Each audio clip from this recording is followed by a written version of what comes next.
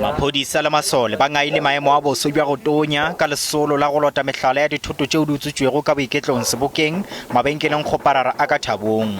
Lesolo le tlile ka pela go badudi bao ba bego ba utile dithoto tšeo di utswitswego. Le ge go le bjalo beng dikgwebo ba paletšwe ke go hlata dithoto tša bona. Dingwe Thabong ka ke batho bana ba dink bo shopong bo pick and pay bo di eng batho bana ba banka kaofela so le gona re sa tlotlwela re dinkile kaofela mapone sa mangana ntsang ka mo dikgarurung tše di gakaditše seemo sa bohloki le mathata ao badudi ba kopanago le ona tšatši ka tšatši.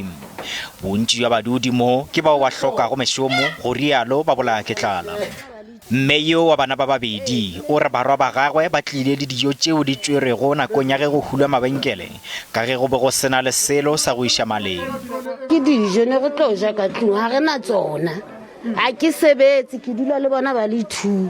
Ge go sa letetše gore masolo a bjalo ka a tšwele pele baemedi ba molao ba ditokelo tša botho ba re bao ba ka hwetšago ka dithoto tša go utswiwa ba swanela ke go ntšha ditlankana tša go netefatša gore a se tša utswiwa.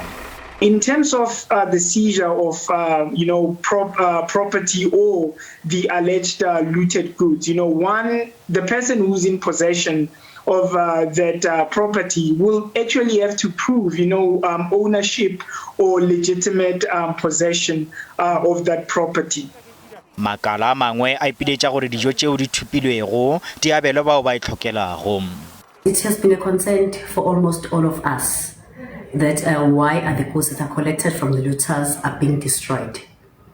We are pleading with the government that at least they must donate the food to us or any foundation that works with closely with the community. Magologolo a bao ba golegilego ba setse ba thomile go tšwelela dikgorotsheko tša go fapana.